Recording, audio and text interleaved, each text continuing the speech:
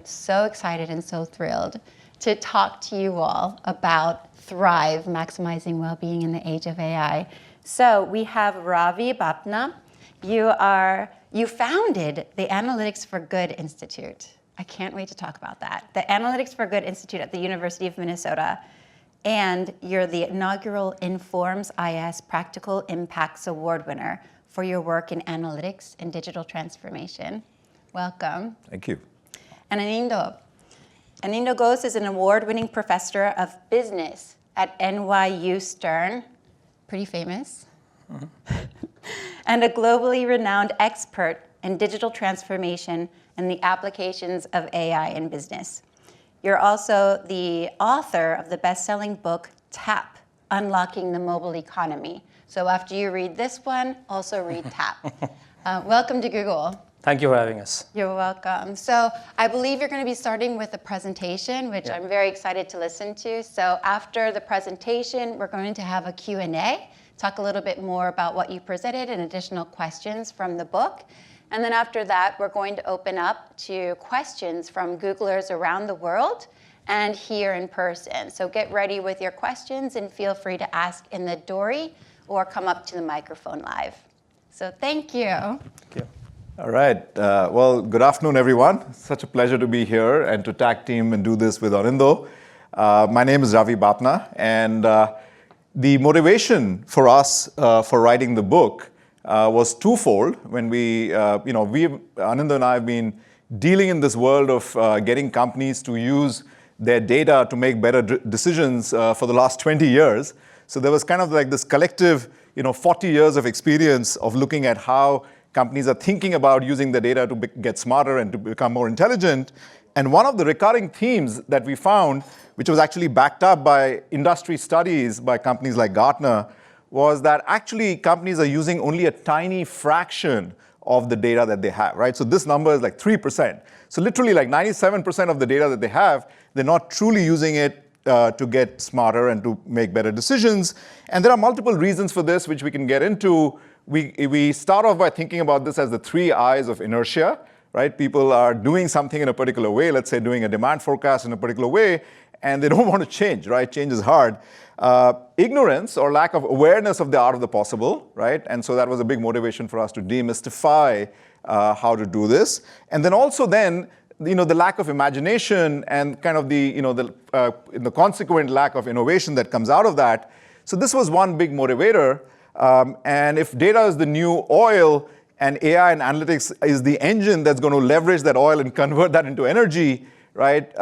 It felt really important for us to write something that helps not only the layperson, but also executives and leaders in companies.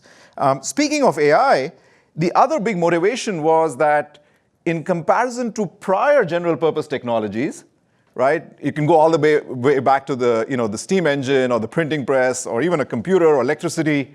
Those are all tangible, right? AI is much more complex. It's layered. It's these algorithms lurking in the background, influencing who you date or what books you read or what movies you watch or whether you get a loan or not or whether you get screened by a resume screening algorithm for a job or not, right? And that's hard for people to digest, right? If you can't see it, you don't have a relationship with it, that becomes hard. And that then has downstream consequences, including all the way to policy and to think about the sequence of how we can use this really powerful technology to automate or to innovate or to regulate. And we'll talk more about that as well. So we, that was the whole motivation for writing this book. And as a part of doing this, the idea of giving people agency and understanding and leveraging AI, we essentially ended up exploding a lot of myths around AI that are out there, okay? So myth number 1, it's all about GenAI, right? This is the shiny new object. Everybody's talking about it. It's caught the imagination of people. Actually, some of the smartest minds in the industry are still betting on the fact that our traditional AI, and we'll define that in a second, in the next 3 years, that is still going to generate close to 70% of the value, okay? And that's why, like any good academics, we start our book with a framework. We call this the House of AI. Everybody is welcome into the House of AI, which has a foundation of data engineering, right? So this art of cleaning, aggregating, transforming data, making it interesting and useful to then do things like descriptives, where you might be using machine learning to detect anomalies if you're a financial institution. Of course, prediction is a huge pillar.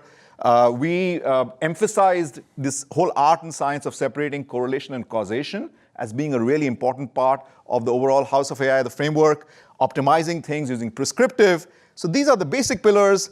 I will spend more time today in the layer above that, which gets into more richer data, right? So using more complex models, deep learning models, to go beyond simple tabular numeric data in an Excel spreadsheet to getting insights from images and audio and video and text, right? To get into environments where we might be making sequential decisions and optimizing over a long-term reward function like reinforcement learning. Obviously, we'll talk about generative AI.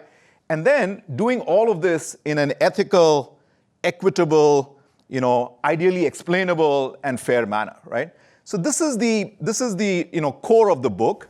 And let's take a quick tour of the kind of the top layer, or the second from top layer of the house of AI, with a couple of interesting use cases, right? And I'll start by just showcasing the value of rich and granular data that we get in today's day and age, right? So in our book, we have this example that we talk about, a use case from Whoop, which is, again, a company right here in Cambridge, Mass, which is tracking our body's metrics at a very, very granular level, right? Getting, for example, heart rate multiple times in a second, right? And it turns out, for example, in this picture that you see out here, the x-axis is time until birth, right? So imagine a woman going through pregnancy, and there is time until birth. The y-axis, the metric here, is heart rate variability, okay? And it turns out there is this pattern of decline in the variability of the heart rate till about 7 weeks from birth, and then there's an inflection point, right? So this is the regular pattern, right? Now imagine if you're living in rural North Dakota, and the nearest obstetrician that you have is maybe 100 miles away in Fargo, right? In fact, 35% of US counties today are what are called maternity deserts, right? Where they don't have access to maternity care. Now the Whoop pregnancy coach, if it detects that this inflection happens in week -10, will give you a warning. We'll say that, you are probably on track to have a premature delivery out here. Go and see a doctor today, right? And that can save lives. So this is just, we haven't even built a model out here. We're just getting, new insights just from that, rich data that we have in today's environment, right?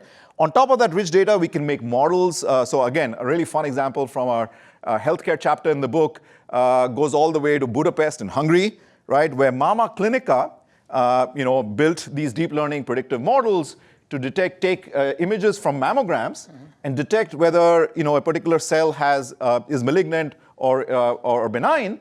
And the AI tool that they built was given to the doctors. It often agrees with the doctors, but it has flagged areas which the doctors, in the mammograms, that doctors missed out.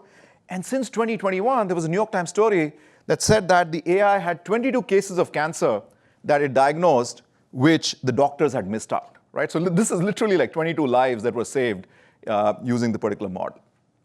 Okay. Thinking about other use cases of deep learning, this picture, is from in the front of my house in Minneapolis, which has a lot of lakes in the city, right? So one of the fun things for us to do in the lake is swim in these, in the summer in these lakes, till we see this kind of a sign, right? Temporary beach closure due to high bacteria levels. I walked over to the beach one day, and I saw this lady, from the city, the Parks and Recreation Board, putting up the sign. And I asked her, like, how frequently do you check this? Like, what's your process, right? And she said that, we come in, we take a water sample once in 2 weeks, and then if the bacteria level is high, the sign is going to be there for 2 weeks, okay? Imagine. Now, water is a dynamic thing. It changes literally every second, right? So a better way to do this, and again, there's a BBC story now talking about this new use case, where we're taking sensors embedded in the water, we're taking satellite imagery, we're taking land use records from public sources, and we can do this in real time so that the sign can be there maybe for an hour in a digital format, and then it can go away because the water is clean now already out there, right? So simple example, on the environmental side, but deep learning models have been used to detect wildfires in California much faster than the current process as well. So lots of use cases on the environment side. So that's an example of using richer, in this case, image data. Thinking about deep learning, for example, reinforcement learning. Let's go to the world of people analytics, right? And let's think about companies like Google and Amazon and others hiring for tech jobs. I'm sure when you post a tech job, you probably get 1,000 people applying for that job. And it's pretty time-consuming to screen those 1,000 resumes that come in and figure out, okay, who's the first set of people to have a phone call with or to have a Zoom interview with, right? So this resume screener was a very, very popular use case for AI about 5 years back. And it turned out when Amazon rolled out its first version of the resume screener, it got called out in the media because it associated being good at tech with being male. Okay, so women were basically kind of getting screened out by that AI algorithm, and as Amazon had to shut it down. But the modern way of doing this is saying that, wait, we can be smart about taking the data that we have, and instead of focusing on those candidates that are right now being scored the highest by the algorithm, let's strategically explore and exploit. Okay? So reinforcement learning algorithms will say, 20% of my capacity out here, 20% of my decisions, I'm going to figure out a way to explore other candidates that might not be the top score right now, but it'll allow me to bring in some underrepresented minorities. It might allow me to bring in some women. And when I talk to them, I discover they're amazing at tech jobs, right? So this reinforcement learning algorithms in the context of thinking of hiring as exploration, turns out to be a very good use case of an advanced model, in this case reinforcement learning, to eliminate bias in hiring, right? Which brings us to AI myth number 2. The media likes to hype the negative around AI, right? In fact, that was another motivation for us to write the book. They will find these corner cases of societal biases that occur, and those become headlines. But actually, it turns out that why do these biases occur? If you take a step back, these are because of data generation processes that have, that reflect social norms, that reflect historical trends, and that is, in some senses, if that's the starting point, right? That's why we had that case with Amazon, right? There were not enough women, perhaps even, signing up for STEM courses in high school, that then causes this sort of, sequence of events. But the interesting part is, and our previous example showed, that more AI and smarter AI is actually going to help us deal with these biases, right? So that's myth number 2 that we want to explore.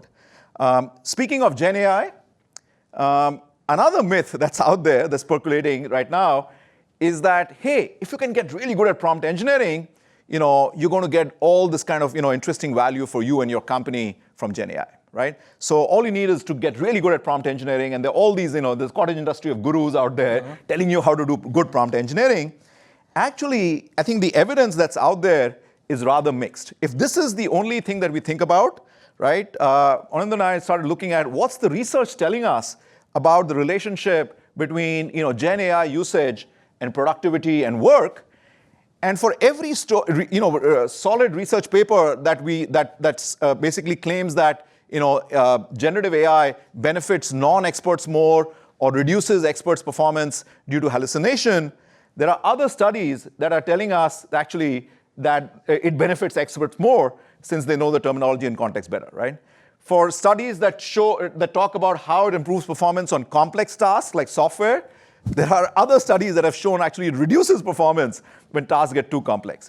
Studies showing it enhances diversity of solution. In another context, studies are showing that it actually harms the diversity of solutions out there, right? So the lesson here is that at this point in time, our understanding of the fundamental forces is somewhat limited. Our ability to deploy this correctly in our organizations is also limited, right? And a lot more needs to be done to truly get value out of generative AI.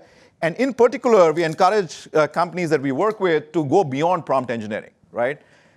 Think about integrating the proprietary data that you have, let's say, the records of the call center agents that are your highest performers, if you can marry that data with the intelligence of these large language models and fine-tune a solution like a chatbot for customer service, right? And even doing something as simple as providing more context in a RAG format, right? This can start creating much, much more value.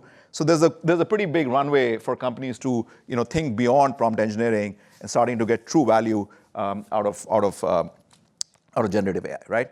So the final myth that I want to explore before I hand it over to Anindya is kind of this idea that when we say, you advising, let's say, a Fortune 500 company outside the tech sector, that, you need to think about fine-tuning. One of the common complaints we get is, we don't have the talent in-house, right, to do that fine-tuning, right? So there's another kind of myth out there that the bottleneck in getting value from AI is the lack of data science talent, right?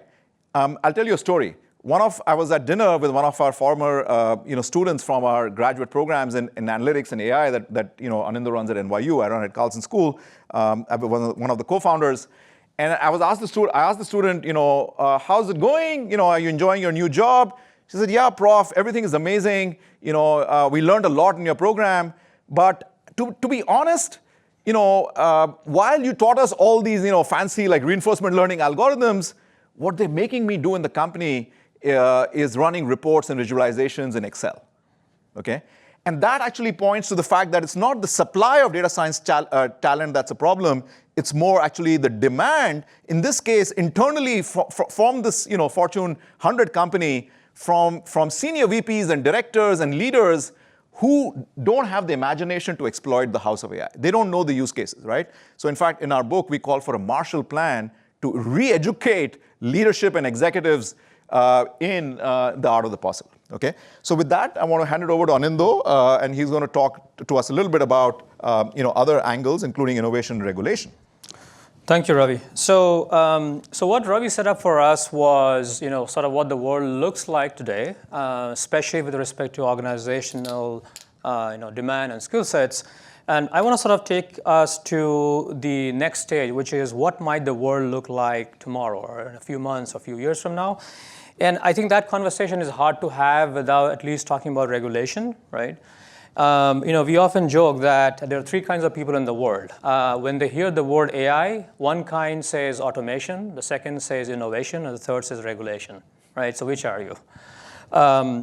So I think, here's sort of the context. Part of the reason why we wrote the book Thrive is to sort of, not just give ourselves into this fear-mongering that's happening about AI, which is what Ravi was saying.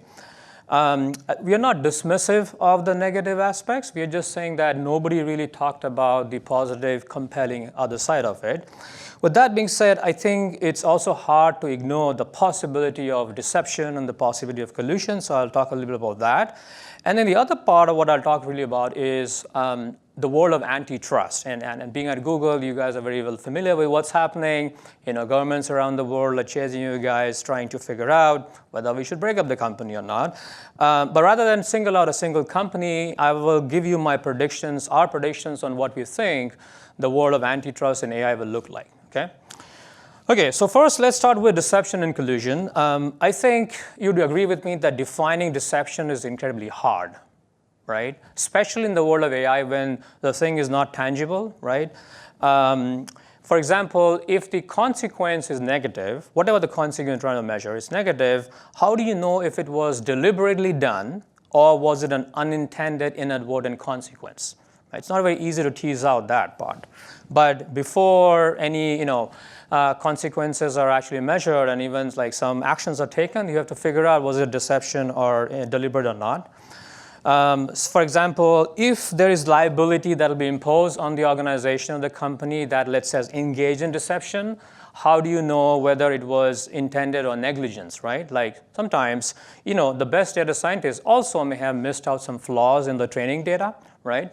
It's not like they were deliberately trying to mislead people. It's just that they couldn't spend enough resources figuring out what the flawed data could be.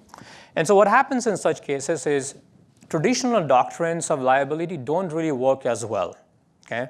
Because they're not contextually relevant for AI. So in the past with product marketing, when there was mislabeled advertising, we would look at issues like misrepresentation, and then there's a very clear liability path. If a brand has intentionally mislabeled the benefits of its product, then that's misleading advertising, right? And there will be consequences. But it's not very easy with AI, right?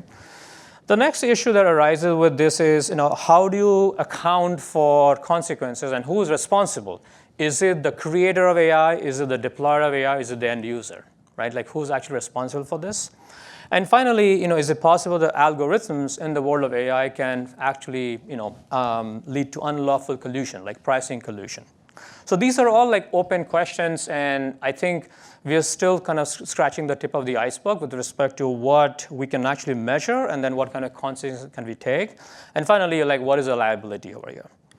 So one of the most interesting use cases of AI that we're seeing is reduction of barriers to entry. So now I'll take you to the world of antitrust, where in all of these large antitrust cases being battled out right now, a big issue that happens is that larger companies have access to lots of data, which create barriers to entry, which prevents new companies from entering, right? That's generally sort of the agreement. What's really interesting with AI is that now we are seeing that even in like traditional digital advertising, that access to data as an advantage is rapidly diminishing. Okay? We do no longer see that the larger firms have that advantage as much as they used to, and part of the reason is advanced AI techniques like reinforcement learning, transfer learning, is making it possible for smaller entrants to come and compete head-to-head with incumbents. Okay? Intuitively, what is really driving that is that if an incumbent that specializes in digital advertising is about to compete with a new entrant, the new entrant essentially is in the business of figuring out how to create a new digital ad. And these pre-trained GenAI algorithms make it really, really easy for them to enter the space. Okay? And getting more into some of the details, like Ravi talked about RAG models, right? One of the features we see is that these AI algorithms actually have diminishing returns to data. Okay? That means your advantage with more data starts to plateau over a certain point in time. We see that these pre-trained models work really well, and once you fine-tune them, then you can make even more progress. So put it simply, smaller startups that had a cold start problem in entering the space no longer face as much of a hurdle, okay? Because now they have access to the algorithm, the data, the embedded intelligence, the weights, okay? So what used to be a real stumbling block is no longer the case. So that's right. That's a really important feature of AI, which changes the barriers to entry, which then has huge implications for how the government should be thinking about antitrust. Okay? The second aspect of what I want to talk about is the infrastructure layer itself. So the bottom layer, this is the model layer that many of us, and especially you guys in Google, are very well familiar with, right? These are the large language models from DeepMind or Facebook or Hugging Face and OpenAI and so on. On the top are essentially the application layers, okay? So the reason we see a lot of companies entering into this application layer is because they have access to this infrastructure, right? In the past, they didn't have access to the infrastructure. Now they have it. And you already see that. Like we already see that significant amounts of activity in each of these layers with new startups. The problem is not so much in entry. We are seeing a lot of entry. The problem is also not so much in revenues. On an average, a lot of these companies have already broken into $100 million in revenue. Problem is in profitability and retention. Okay? And so what is interesting is that while GenAI is actually letting new entrepreneurs and startups enter, right, because they have access to very similar infrastructure and similar training, they're not able to differentiate their products. Okay, so these verticals are heating up with a lot of new entrants, but they're all using the same infrastructure, very similar data sets, and so retention and profitability is a big issue. Okay? So we'll see how that goes. But like taking you further, this is really interesting, and this is, I would say, a fairly simplified but yet complete version of the GenAI stack. Okay? Here in the bottom layer, you have semiconductor companies, chips, right? And I'll give some examples. On top of that, you have the cloud computing companies. On top of that, you have these large language models, AI models. And on top of that, you have the applications, right? So in the previous slide, I talked about these two layers. But below this, exists some very important infrastructure with cloud computing and semiconductor chips. Now that's where things get very interesting, right? I'm going to show you a more detailed version of this on the next slide to give you a sense of who are the companies, what products they're building, and how that starts to cause issues. So this, each layer over here on the right corresponds to the layer on the left, right? So at the bottom, you have cloud computing companies, a semiconductor company, like I mentioned, NVIDIA, everybody heard of NVIDIA with the GPUs, but Google also has TPUs, tensor processing units, right? But then there's also Amazon, right? How many of us knew that Amazon actually produces its own semiconductor chips? Okay, they're called Trainium, and they're competing with the likes of NVIDIA and Google and AMD, okay? Then you have the cloud computing platforms, right? So the big three are Google, Microsoft, and Amazon. And this is a big CapEx investment for them. These three companies on their own, they spend $100 billion in cloud computing, just in maintenance, okay? Now, there's been some entry by a company like Oracle, but they haven't really done as well. On top of cloud computing, like the AI models, there are two kinds of models. There are the open source models with the weights being released, and then the closed source models, right? OpenAI is like closed source. Llama from Facebook is open source. And then finally, you have the application layer, okay? So now, I'll sort of raise a couple of possibilities. Take a look at some of the main companies who are competing in this space. In chips, you have NVIDIA, AMD, Google, Amazon. In cloud computing, you have Google, Amazon, Microsoft, Oracle. In AI models, you have Google, Meta, Hugging Face, Microsoft, Amazon. And in applications, again, you have Google, Meta, Microsoft, Amazon, Apple, and of course, many other startups, right? So if you just eyeball this, right, what do we start to see? We start to see the same and often or similar names appearing in each level, right? So now, if you're economists like us, you're half economists, half data scientists, you're probably thinking, okay, this can lead to some really interesting and important regulatory issues, right? I'm not saying that these are happening. I'm not saying these will happen. But what we are saying is these might happen, okay? Okay, so when the same handful of names appear at each level, right? So what are some possible regulatory concerns? Number one is bundling and tying. Okay, so classic economics, right? Bundling essentially means that multiple services are bundled and sold as a package. And tying essentially means, well, if you want to use my product B, you also have to use product A, okay? So what are some possible issues that might arise? Number one, is it possible that larger firms bundle their GenAI products, overshadowing the smaller firms? Maybe. Is it possible that the control over the AI tech stack by a handful of firms, even though they are competing, they still have control, they can leverage that, right, to limit opportunities for some of the new entrants? It's possible, right? Number three, could there be some upstream firms, like going back to this deck over here, could some of the upstream firms, right, practice exclusive, deal in exclusive practices to stifle competition? Maybe, right? But these are all, while I'm proposing these theories, these are possibilities that's hard to discount. And so that's why we think these are regulatory issues that are likely to come in the next year or two.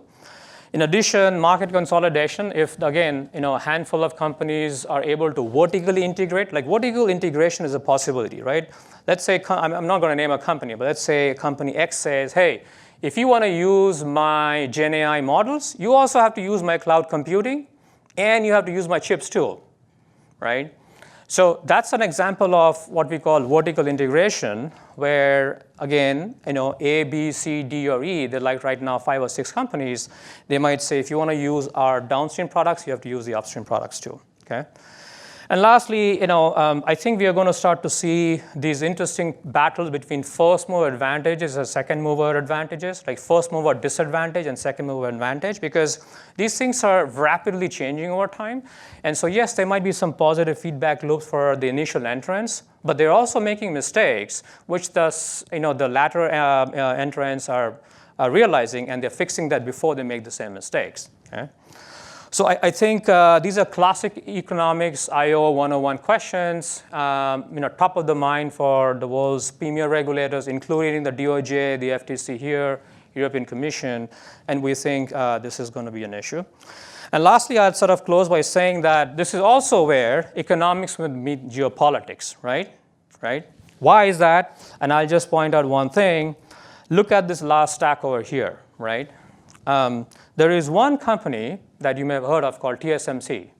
TSMC is basically the fabrication factory for everything. All the chips that are being produced, right, with the exception of Intel has some of its own fab factories, but TSMC produces chips for all of these companies too, right? Because essentially they are just putting wrappers around the fabrication, and every major superpower existing or future wants their hands on TSMC. Okay? So every time you hear this imminent, battle between U.S. and China, it's about Taiwan, right? It's about Taiwan because Taiwan owns TSMC. TSMC is building chips for every single company over here. Whoever has their hands on TSMC is going to be in a very powerful position. All right, so I think I'll close by saying, hopefully, between Ravi and I, you get a good sense for what has happened so far, what is happening now, and what we think will happen in the future. And you have a copy of Thrive, so hopefully you all keep thriving. Okay, so first question, how much AI did you use when building your presentation? Surprisingly little, actually. or none. I mean, I think I actually don't even know how to build a PowerPoint slide using AI. I should learn. So there's so many questions that can be asked. What are the most common questions that you get because I'm sure that this is not the first time that you've given a presentation on AI because it's so thoughtful. And I'm so glad that you gave this talk at Google because you went in even deeper than what you had in your book. So first of all, read the book before talking to these guys. But second of all, what are the most common questions that you get? I can get started and then you have. So I think for me, we both talked about this book in various parts of the world. And obviously there's some similarities in the questions, but some differences. One question I often get, and you may get the same, is, are you guys saying that there is like no negative, no downside to this widespread implementation of AI? And it basically goes back to the reason why we wrote this book. We wrote this book not because we are dismissive of the negatives and the downsides. We recognize it, but we wanted to clarify, just like any general purpose technology, it can be used or abused. And there's been a lot of good that has come out of AI. We've documented that in the book. And so we are not dismissive of the negatives, but we just basically want to share the other side of the story, which is that there's already been a lot of positives. Yeah, and I think actually Sander's question on Dory is probably very similar to a question that's very common, which is, how does somebody who's new to this start, right? So, leave aside the top 50 tech companies in the world. If you go into even the rest of the Fortune 100, Fortune 500, you go to the medium-sized companies, those companies, their capacity to absorb, the innovations in AI actually is still very, very, very nascent, right? And honestly, there is really no, kind of shortcut out here to education and learning, right? So embrace lifelong learning. Of course, our book is a great place to start because it gives you a high-level picture, right, without getting into the weeds of the actual technicalities. But if you read this book and it excites you, then you can follow that up with, there's some wonderful courses by really smart people on Coursera that you can, start saying that, let me learn how to build a predictive model. Let me learn that process, right? And I think, and by the way, even some of the smartest CEOs and chairmen of the boards, people who, like Risto Salisma, who turned around Nokia, somebody asked him, like, what's your secret to success? He said that actually, it's going back to school. So he said that he was the chairman of the board of Nokia. He said that I took a month off and I decided to go back and learn how to program machine learning systems, right? So I think there's really no substitute to that. And we're both educators, so we'll plug our programs. At Carlson, at Stern, we have great business AI programs. So anybody listening in, please consider applying. So why don't you as professors stop doing what you're doing and just build your own models? You want to take that? Yeah, I mean, so we actually do. So both in our research context and consulting, we are constantly working with companies and helping them build models to solve whatever their most pressing challenges are. Right? It could be around predicting customer churn. It could be around detecting early machine failure. These are use cases that we see a lot. It could be about figuring out, okay, what's the best design of your referral marketing program, and how do we optimize the call to actions?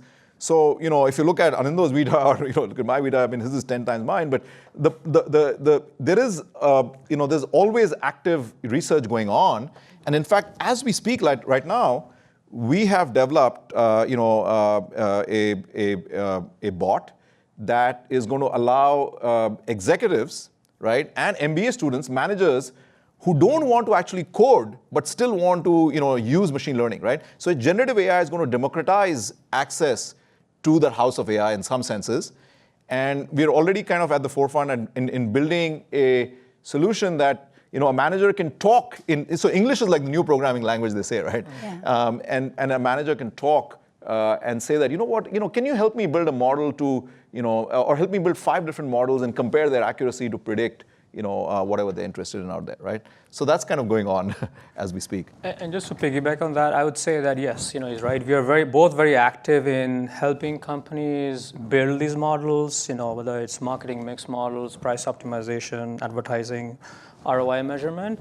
I think in any given day, we probably spend a good chunk of our time every day helping real-world companies do this.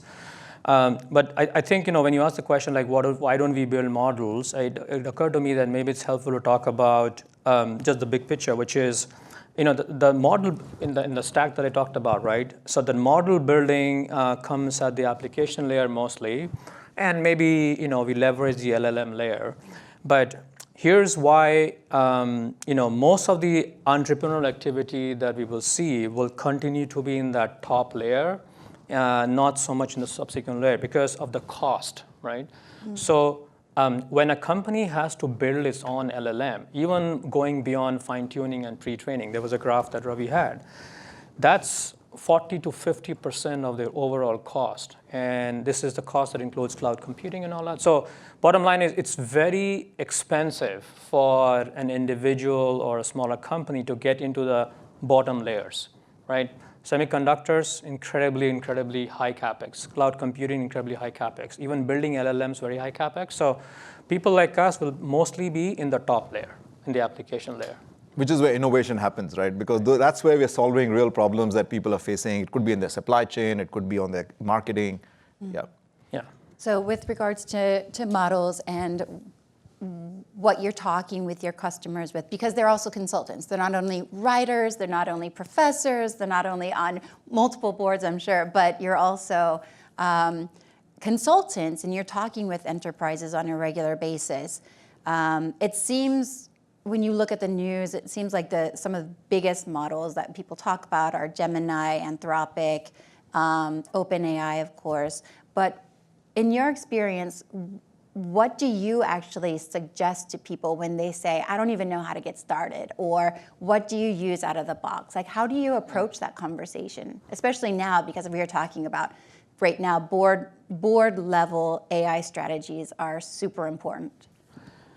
I think it's not like a one size fits all, mm-hmm. Right? So different companies whose boards I'm on, I first try to understand, their context, their infrastructure level, their capabilities, and there's a wide spectrum of heterogeneity in how they actually are. And it's not like the larger companies are necessarily the most sophisticated. In many ways, the smaller companies are actually more. They can move fast. So I think you have to first understand the context. And then it becomes sort of who's the end user and what they are personally most comfortable with. The general rule of thumb, some people will say, well, if it's textual content creation, maybe you should use Anthropic, because Anthropic is really good at writing essays. So I think there's some truth to that. But typically I would advise them to use multiple models and look for what we call robustness, right? Like, are different models giving you the same or a highly similar core set of results? And if you're seeing that, then that's good. So rather than having them just adopt one right away, And I personally would, at least on the boards I sit on, I would advise them like use multiple models, look for robustness, and then see. And then adding your own contextual data to it, either in a RAG format, right? Maybe going to the extent of fine tuning, because that's when things start getting really interesting, right? And I think the real scarce resource, again, going back to a point we raised earlier, is imagination, right? In the executives, knowing the art of the possible, seeing all these use cases, seeing enough repetitions of these, so that they can identify new opportunities, say that, you know what, I would love to be able to, sort of, predict the sentiment in this type of text. And hey, I can do this really fast now if I can, use an existing model out there, right? So the speed to do some of these things has really come down because of advances in GenAI. Now, going along this same talking point to a level deeper of the data, which as you all are data scientists, I love talking about data because it is really, really important, especially as people are looking at strategies and where do they want to move, how do they want to move, what do they use to move it. What is your best practice when it comes to the underlying data? Like how do you, because right now we actually have an ML and data workshop going on with some customers across the way here, but do you see a commonality of people shifting to more open clouds, or how do you see the data supporting all of the movement going on to support AI? So I think there are two schools of thought out here, right? So there is a set of companies that come to us saying that, we have this ton of data. Can you help us get some, sort of, and oh, by the way, we actually invested tons of money in setting up a data lake, right? And can you help us get insights from it, right?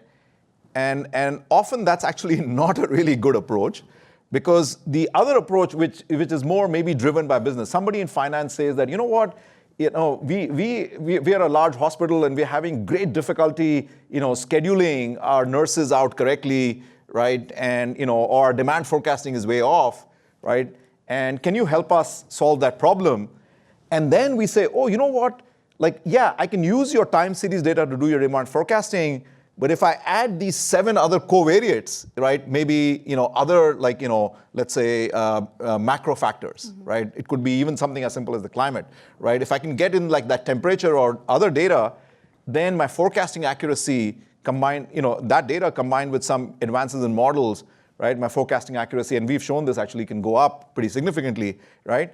There now, instead of spending a lot of time creating these data lakes, fishing for all kinds of data, fishing for insights, you have started with the business problem and you've solved it actually, right? And there's value right there to be seen, right? So I always encourage people to, think about, I think again, the scarce resource is people who can identify good problems to solve, right? And once you do that now, we are at the stage where we are starting to see, capabilities like many of the, like the coding difficulty is going to go down because of GenAI, right? It's a good co-pilot in many contexts, right?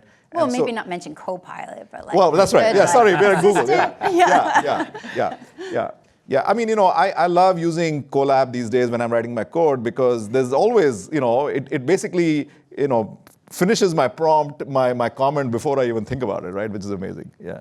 Yes, everybody use Gemini, please. Thank you. So just sort of going back to your question, how do I think about data when I talk to companies? I think the first thing I tell companies is every data set I work with in its raw format is dirty, is messy. There's a lot of issues, whether it's a small company or big company.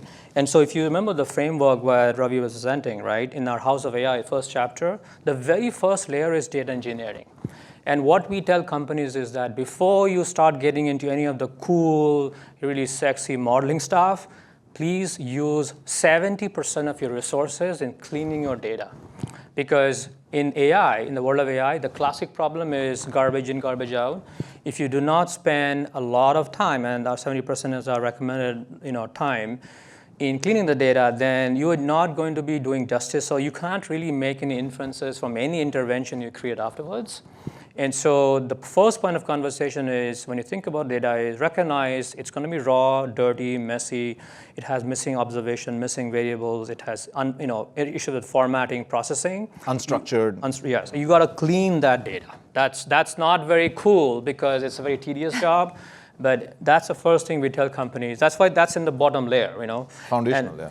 And even in the programs we both run, in the capstone program, that's the very first thing we tell students, right? Do not come to me in the first 6 months with any, super interesting modeling. Focus on the data cleaning part.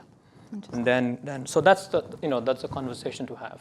Do you think either generative AI or AI in general is going to automatically clean it up as like the new models that are coming out be able to recognize unstructured data or be able to use the data mess that's already underneath it? That's a technical term.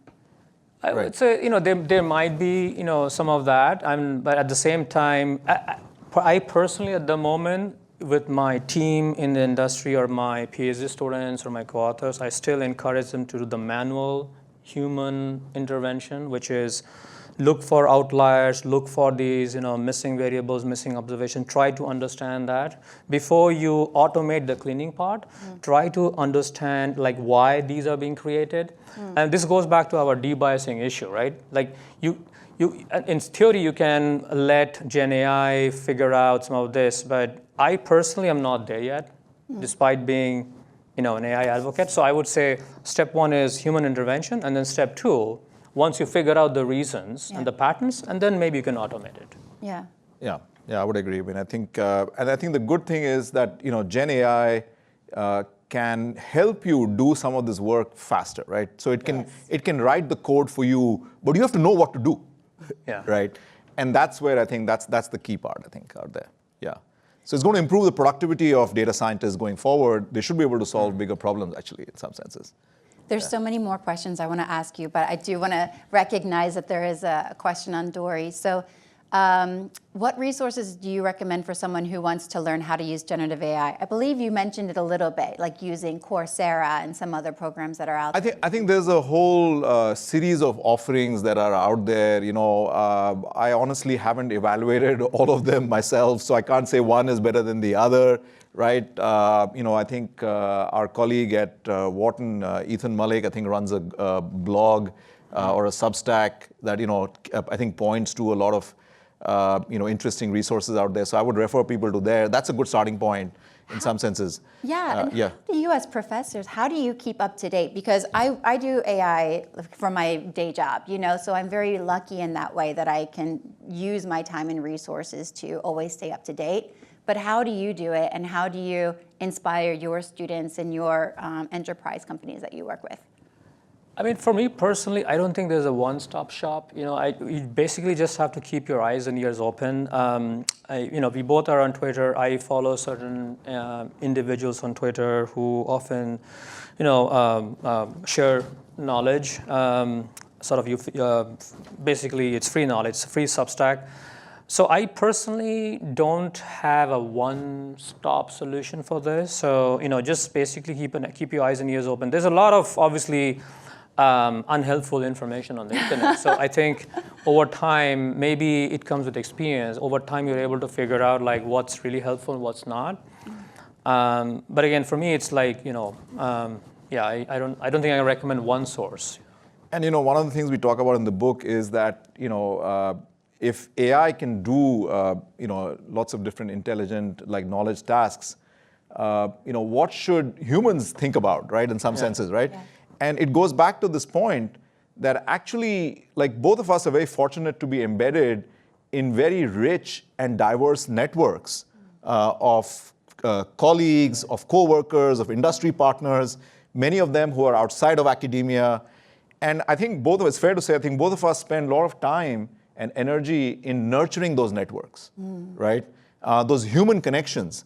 There's really no substitute to that, right? I mean, I came in a day early here for this talk. I could have come in this morning, but I came in a day early because I wanted to go and have dinner with my colleague Gord Birch, who's one of the smartest people in this space.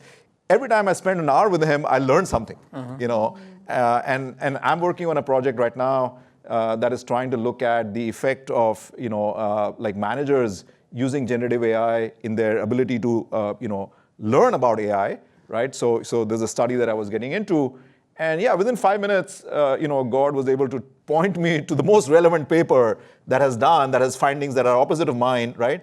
And that conversation, that human interaction, actually, that is going to become even more valuable over time. And I think people underestimate the time of developing these human connections, of developing these relationships, nurturing those networks. They don't happen automatically, right? So there's a solution. Everybody follow God, because that's the one-stop shop, and then everybody follow Ravi. I'll pass it right back. Actually. But I think we're also fortunate being more senior in the community. We've had this long entourage of really smart PhD students.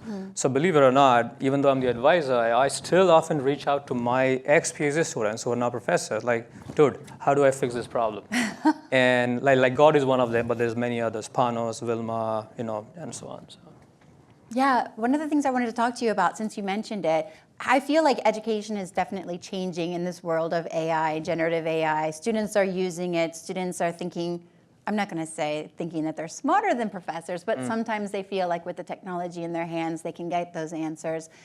So how do you see education changing, and what would you suggest the industry does to continue to support itself, and more importantly, to support the students?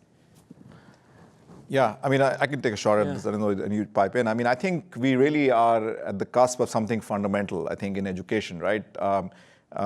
With the technology that we have already today, and entities like the Khan Academy have shown this with Khan Migo. Me and some colleagues have deployed similar kinds of technologies, basically personalized, either virtual data scientists or personalized tutors in the context of managerial education, right? So we have this ability now to basically give each kid, like literally every kid that's out there that has access to a smartphone, access to a personalized tutor, right? Something that was, only accessible to, really elite families in, super high upper middle class, neighborhoods maybe, right?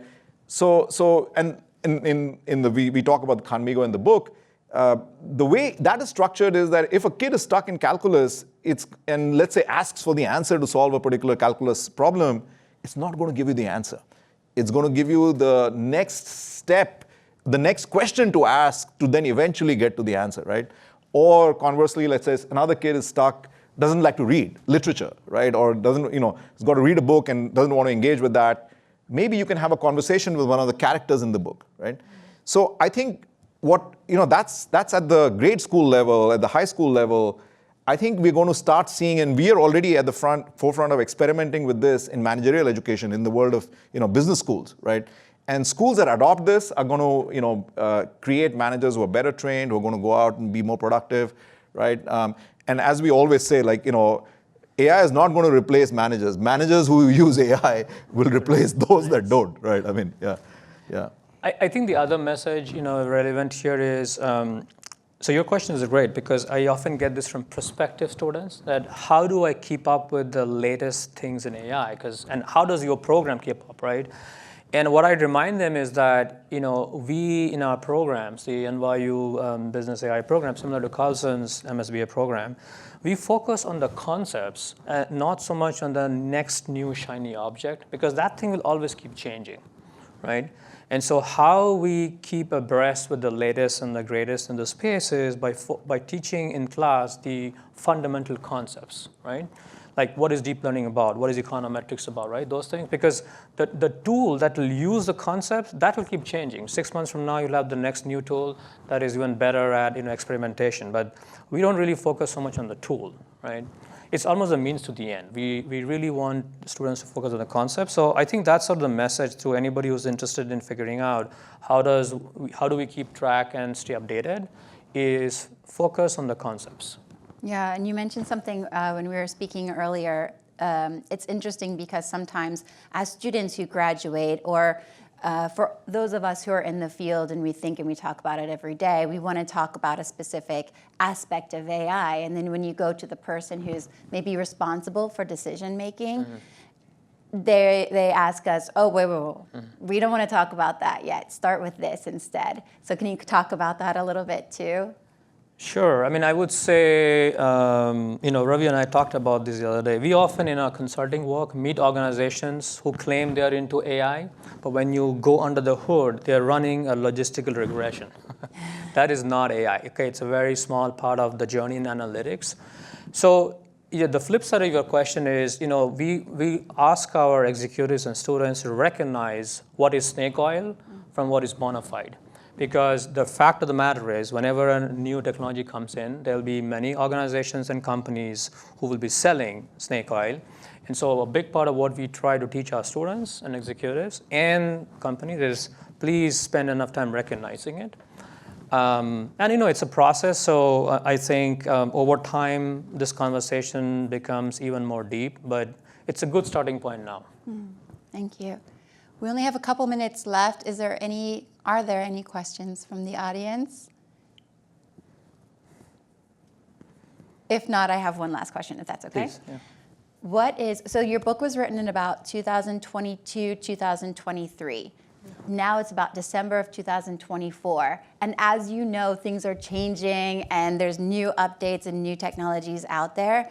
So my question is twofold. First, what is your favorite new product that you've seen come out since you wrote the book?